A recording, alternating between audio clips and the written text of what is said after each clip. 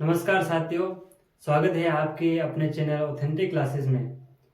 हम पिछली कक्षा में गुर्जर प्रतिहार राजवंश के बारे में चर्चा कर रहे थे। उसी को आज भाग 2 में समाप्त करेंगे। तो देखिए, तो पिछले पार्ट में हम चर्चा कर रहे थे एक मंडोर की शाखा में कौन कौन से गुर्जर प्रतिहार शासक हुए थे, उनकी हम चर्चा कर रहे थे। उसमें एक बिंदु रह गया था, नागभट्ट प्रथम, जिसने मंडोर से राजधानी मेड़ता स्थानांतरित की थी। उसके 2 पुत्र हुए थे, एक भोज और एक तात। उसके बाद में हमने पढ़ा था सिलुक ने वल प्रदेश के राजा देवराज भाटी को पराजित किया और उसके बाद में उसके 2 पुत्र हुए, एक तो था बाहुक और दूसरा था कुक्कुक। कुक्कुक के बारे में हमने चर्चा कर रहे थे कि कटियाला शिलालेख के बारे में हमने चर्चा कर ली। और इसमें एक बिंदु रह गया था कि उद्धतम सूर्य के ग्रंथ कुलयमाला में कुक्कुक की तुलना कर्ण से की गई। तो यह प्रश्न बन सकता है कि कौन से प्रतिहार शासक की तुलना कर्ण से की गई, तो आप ध्यान रखना उसमें कुक्कुक हो जाएगा। और एक कुक्कुक और नागभट्ट ये दोनों जालोर की शाखा में भी आएंगे, तो दोनों को अलग अलग याद रखना। तो आज हम पढ़ रहे हैं प्रतिहार शासक जालोर की शाखा के। तो आगे देखिए आप, जालोर शाखा पढ़ रहे थे, गुर्जर प्रतिहार राजवंश।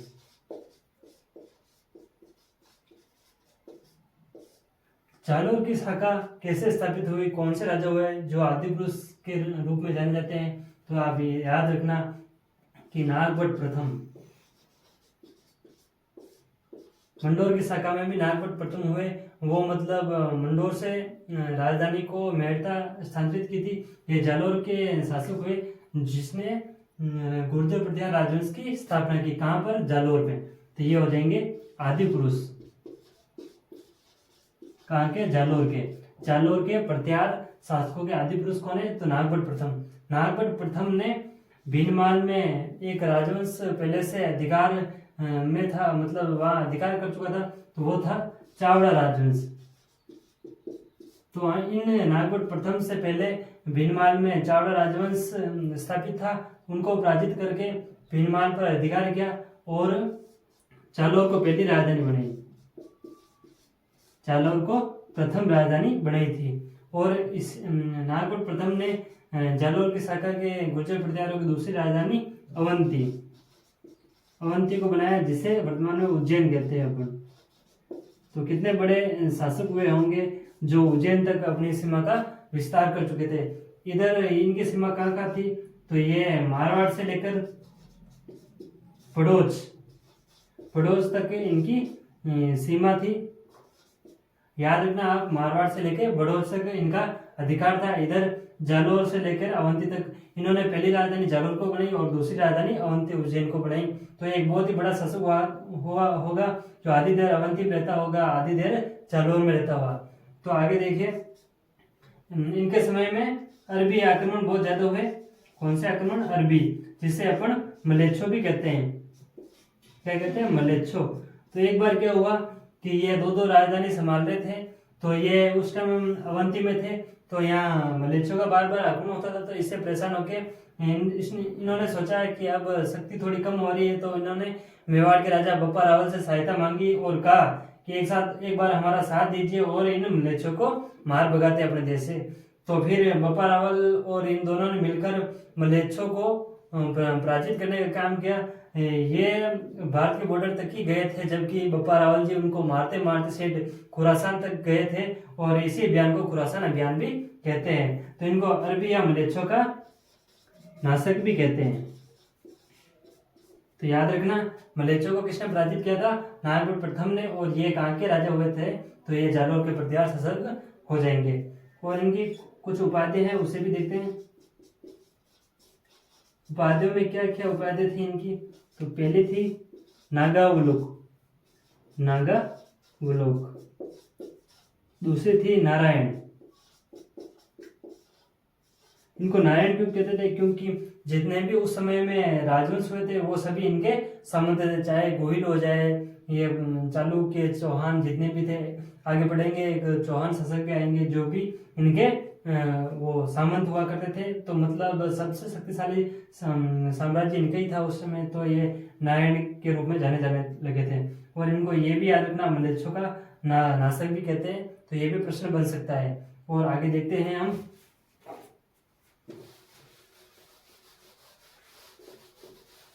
इसमें एक ही महत्वपूर्ण बात है कि जालोर की शाखा के आदि पुरुष कौन थे, संस्थापक कौन थे, तो हो जाएगा नागभट्ट प्रथम। अगले शासक की चर्चा करते हैं, तो अगला आ जाएगा कक्कुक। ये कक्कुक जालोर की शाखा से संबंधित है और मंडोर की शाखा से संबंधित एक कक्कुक था, जिसने घटियाला शिलालेख के बारे में हमने पहले ही चर्चा कर चुके हैं। तो ये कक्कुक कौन थे, तो कक्कुक ने मंडोर में विष्णु मंदिर का निर्माण करवाया। पहले पढ़ चुके हैं कि विष्णु मंदिर में भावुक प्रशस्ति स्थापित थी। तो ये विष्णु मंदिर किसने बनाया था, कक्कुक ने बनाया था। कौन सी कक्कुक ने, तो जालोर के कक्कुक ने, क्योंकि उस समय मंडोर की शाखा में इतने शक्तिशाली शासक नहीं हुए, तो जालोर की शाखा के कक्कुक ने यहाँ पर विष्णु मंदिर का निर्माण करवाया। ये विष्णु मंदिर राजस्थान का दूसरा सबसे प्राचीन विजय स्तंभ, इसको विजय स्तंभ कहते हैं, ध्यान रखना। जो चित्तौड़ का विजय स्तंभ था वो तीसरा सबसे पुराना विजय स्तंभ था। तो ये राजस्थान का दूसरा सबसे प्राचीन विजय स्तंभ। विजय स्तंभ में हम चर्चा कर देते हैं कि राजस्थान का सबसे प्राचीन विजय स्तंभ कौन सा था, तो वो हो जाएगा बयाना। जबकि यह राजस्थान का दूसरा सबसे प्राचीन विजय स्तंभ है। यह मंडोर में विष्णु मंदिर को कहते हैं। तीसरा सबसे राजस्थान का सबसे प्राचीन मंदिर अगर प्रश्न आ जाता है तो वो अपने चित्तौड़ वाला विजय स्तंभ हो जाएगा, जो कि आप अभी वर्तमान में हम ज्यादातर पढ़ते हैं उसको। और आगे 18 शताब्दी क्रांति का विजय स्तंभ कहाँ स्थित है, ये अहुआ में हो जाएगा। और 1962 का विजय स्तंभ कहाँ है, तो वो तन्नौट हो जाएगा। तो याद रखना, राजस्थान का दूसरा सबसे प्राचीन विजय स्तंभ कहाँ स्थित है, विष्णु मंदिर, जो कि मंडोर में स्थित है। इसके बारे में देख लेना, और ये भी महत्वपूर्ण है मंडोर वाला, तो याद रखना। ये कक्कुक के बारे में था। अगला शासक नेक्स्ट लेते हैं। दूसरा शासक थे वत्सराज। ये भी प्रतापी शासक हुए थे। इनके समय त्रिगुट संघर्ष, आपने नाम सुना होगा त्रिगुट संघर्ष का। अब ये त्रिगुट संघर्ष तीन कौन कौन से लोग हुए या राजवंश, उनके बारे में देखते हैं। तो एक तो हो जाएगा प्रत्यार में तो ये वत्सराज थे। दूसरा था पाल शासक कौन थे, तो हो जाएगा धर्मपाल। तीसरा था राष्ट्रकूट, तो ये राष्ट्रकूट में ध्रुवसेन। तो इसको याद कैसे रखेंगे, तो याद रखना एक ट्रिक है, DVD। यह हो जाएगा धर्मपाल और वत्सराज और ध्रुवसेन। तो ऐसे किस प्रकार संघर्ष हुआ, ये किसको लेकर संघर्ष हुआ, तो ये याद रखना आप, कन्नौज को लेकर संघर्ष हुआ। कन्नौज में थे इंद्रायुध। कौन थे, इंद्रायुध। ये इंद्रायुध कन्नौज के शासक थे। तो उस समय वत्सराज ने इन पर आक्रमण कर लिया और कन्नौज को जीता। तो उसके बाद में धर्मपाल ने इन पर वापस अटैक किया। इसको वापस लेने के लिए धर्मपाल बंगाल का शासक हुआ था, तो इसको इन पर अटैक करने आया। तो इनको वत्सराज ने बहुत अच्छी तरीके से पीटा और वे वापस बंगाल की तरफ भाग गए। उसके बाद में राष्ट्रकूट शासक आए ध्रुवसेन ने इन पर आक्रमण किया। किस पर, वत्सराज पर। वत्सराज ने इंद्रयुद्ध को हराकर कन्नौज जीता था। और राष्ट्रकूट शासक ध्रुवसेन, जिसने वत्सराज पर आक्रमण करके इनको पराजित कर दिया। किसने पराजित किया, तो राष्ट्रकूट शासक ध्रुवसेन वत्सराज को पराजित किया। वत्सराज जी आ जाते हैं वापस जालोर भाग कर आ जाते हैं और अधिकार कन्नौज पर हो जाता है राष्ट्रकूटों का, ध्रुवसेन का। तो आप याद रखना, ये मोस्ट हो जाता है। तो इन्हीं वत्सराज को दो उपाधि है, वो भी पूछी जाती है। एक तो है रणहस्तिन, मतलब हाथियों का वो राजा कह सकते हैं अपन।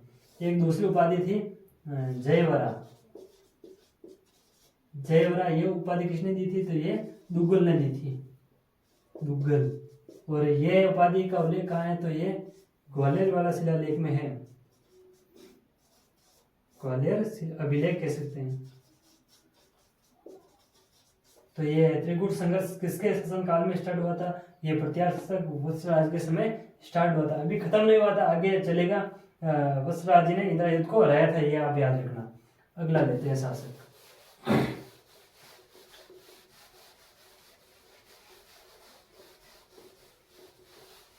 अगले शासक हुए थे नागभट्ट द्वितीय।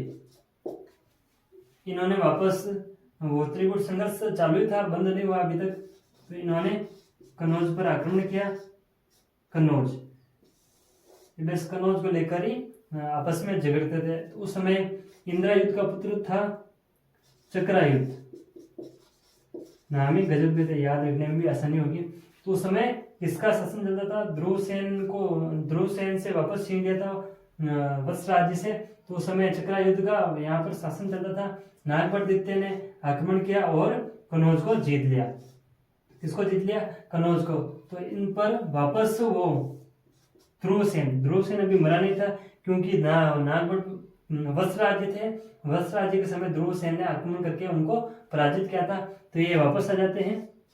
ध्रुव सेन ये थे, वो राष्ट्रकूट शासक थे। तो इन्होंने वापस इस पर आक्रमण किया, और आक्रमण के समय इनके पास था एक चौहान सामंत, यहाँ का सांबर का एक चौहान था, उसका नाम था गोवक। ये बहुत ही ज्यादा प्रतापी शासक हुआ था। ध्रुव सेन ने इसने आक्रमण किया था। उस समय इस युद्ध हुआ। इस युद्ध को मुंगेर का युद्ध कहते हैं। मुंगेर का युद्ध ये अक्सर परीक्षाओं में पूछा जाता है। मुंगेर का युद्ध किस किसके बीच में हुआ? तो प्रत्यार शासक नागभट्ट द्वितीय और राष्ट्रकूट शासक ध्रुव सेन रहेगा। ध्रुव सेन ने आक्रमण किया, तब यह वापस पराजित हो जाता है। पिछली बार में विजय हो गया था, तो इस बार में पराजित हो जाता है। ये इसका मुख्य कारण हो जाता है ये चौहान शासक गोवक इन्होंने कन्नौज को जीत लिया। तो उसके बाद में क्या होता है देखते हैं। नागभट्ट द्वितीय का एक ऋषि हुआ करता था भीनमाल का, उस ऋषि का नाम था ऋषि जज्जक। इसकी एक पुत्री थी जिसका नाम था जाबाली। इस जाबाली को इसने नागभट्ट द्वितीय ने अपने गोद ले लिया और इसको बेटी बना ली। उसका मूल उद्देश्य था ये गोवक को वीर की उपाधि दी। वीर की उपाधि क्यों दी थी? कि मंगोल के युद्ध में निर्णायक भूमिका गोवक की थी, तो इसको गोवक को वीर की उपाधि दी। और इसी जाबाली का विवाह किससे कर दिया? इससे, गोवक से। किसका विवाह किया था? जाबाली का। जाबाली कौन थी? भीनमाल के एक ऋषि हुआ करते थे जज्जक, जिनकी पुत्री जाबाली हुई थी। तो इसका विवाह इससे करते थे, गोवक से। ये गोवक सांबर के चौहान शासक हुए थे। आगे बढ़ेंगे चौहान वंश में, तो ये गोवक आएगा। ये उस समय इनके प्रत्यारों के वो थे, सामंत हुआ करते थे, क्योंकि प्रत्यार उस समय ज्यादा ही शक्तिशाली राजवंश के रूप में पनपा था। इसके बाद में नागभट्ट द्वितीय के बाद में रामभद्र आते हैं। ये मतलब ज्यादा शक्तिशाली नहीं हुए थे। तो इनका एक पुत्र था मिहिर भोज ने इनको टपका लिया था। ये इनके मिहिर भोज के पिताजी हुआ करते थे। रामभद्र ज्यादा शक्तिशाली नहीं हुए और अपने राज्य को संभाल नहीं सके थे, तो इन्होंने मिहिर भोज ने इनको मार दिया। और मिहिर भोज को ही गुर्जर प्रत्यार राजवंश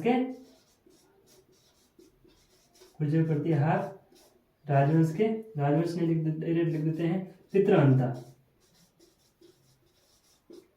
तो प्रश्न ये काफी बार एग्जाम पूछा जाता है कि गुर्जर प्रत्यार राजवंश के पितृहंता कौन हुए थे? तो ये हुए थे मिहिर भोज किसके पुत्र थे? तो रामभद्र को मारकर मिहिर भोज ने वो राज्य संभाला था, इसलिए इनको पितृहंता कहते थे। एक हुआ था इसमें अरबी आक्रांता थे, जिसका नाम था जुनैद। कहा जाता है कि मिहिर भोज इतने वो मुस्लिमों के विरोधी थे कि मतलब इनको मुस्लिमों का नाम लेते तो इनको 440 वोल्ट का झटका लगता था। तो एक बार क्या हुआ, मुस्लिम लोग वहाँ ताजे निकाल रहे थे, तो इनको पता चल गया मिहिर भोज को कि वो ताजे निकाल रहे थे, तो उनको इतना पकड़ के मारा और उनका धर्म परिवर्तन करवाया था। तो एक अरबी यात्री शायद सुलेमान था, उसने कहा था कि ये मुसलमानों की बीच दीवार है। मुसलमान नहीं कहते, दूसरा अरबों की दीवार। इतने विरोधी थे ये अरबियों के। तो याद रखना, इन्होंने जुनैद को पराजित किया था और इनको अरबों का दीवार भी कहते हैं। ये मिहिर भोज के बारे में मोटा मोटा हो गया, इससे ज़्यादा कुछ होगा नहीं, क्योंकि इसमें यही प्रश्न ज़्यादातर पूछा जाता है कि भरतिया राजवंश के पितृहंता कौन हुए थे। मिहिर भोज होते, इनके पिता रामभद्र को मारकर ये पितृहंता कहलाए। आगे देखते हैं। अगले शासक हुए महेंद्रपाल। ये महेंद्रपाल कौन हुए थे? तो ये महेंद्रपाल के बारे में ज्यादा तो कुछ पूछा नहीं जाता था, एक ही बेस प्रश्न में बार बार पूछा जाता है। तो इनके एक राजकवि होता था। राजकवि कौन हुए थे? तो उनका नाम था राजशेखर। ये प्रश्न पूछा जाता है कि राजशेखर किसके दरबारी कवि थे? तो ये गुर्जर प्रत्यार महेंद्रपाल के राजकवि हुआ करते थे। इनकी दो रचनाएं जो महत्वपूर्ण है, एक तो है कर्पूर मंजरी, दूसरी है काव्य मीमांसा। याद रखना कि राजशेखर किसके दरबारी थे? तो महेंद्रपाल। इनकी दो रचनाएं कर्पूर मंजरी और काव्य मीमांसा। अगला शासक लेते हैं। और ध्यान रखना, मिहिर भोज के समय सुलेमान आया था और अगला शासक है महिपाल। ये महिपाल प्रथम थे। तो इसके बाद में एक ही महत्वपूर्ण प्रश्न है कि इसके समय अलमसुद्दी आया था। ये मतलब बाहर के अरबी यात्री थे जिनका नाम था अलमसुद्दी। ये महिपाल प्रथम के समय यहाँ पर यात्रा करने आए थे, तो याद रखना। और गुर्जर प्रत्यार राजवंश के अंतिम शासक हुए थे जिनका नाम है यशपाल। ये थे अंतिम शासक। अंतिम शासक कौन हुए थे? यशपाल। ये प्रश्न काफी बार एग्जाम पूछा गया है कि गुर्जर प्रत्यार राजवंश के अंतिम शासक कौन हुए? तो ये यशपाल। यशपाल के बाद शासकों की वो वंशावली नहीं मिलती है, ज्यादा कोई प्रतिभाशाली या बड़ा कोई शासक हुआ नहीं जिसने इनकी सीमा की सुरक्षा की, और बाद में इनका अंत आ गया था। एक प्रश्न और है राज्यपाल। ये राज्यपाल गुर्जर प्रत्यार शासकों में आता है। इसके समय 1018 ईस्वी में 1018 ईस्वी में गजनी का आक्रमण होता है। तो ये याद रखना, 1018 ईस्वी में गजनी का आक्रमण हुआ। उस समय कौन शासक था? तो ये गुर्जरों का प्रत्यार शासक राज्यपाल हुए थे। तो धन्यवाद। यही है अपना प्रत्यार राजवंश पूरा हो जाता है। छोटे से वीडियो में आपको बहुत ही महत्वपूर्ण जानकारी उपलब्ध करा दी है, जो आपके BSTC या PTT के लिए बहुत ही ज़्यादा महत्वपूर्ण होगी। तो इनको आप एक बार दो बार जितनी बार इच्छा हो उतनी बार देखिएगा, और परीक्षा के समय इनको एक बार देख लेना ताकि आपको ज़्यादा याद रहे। तो धन्यवाद, और बने रहिए ऑथेंटिक क्लासेज में। अगली कक्षा में अपन दूसरे राजवंश के बारे में चर्चा करेंगे। तो धन्यवाद।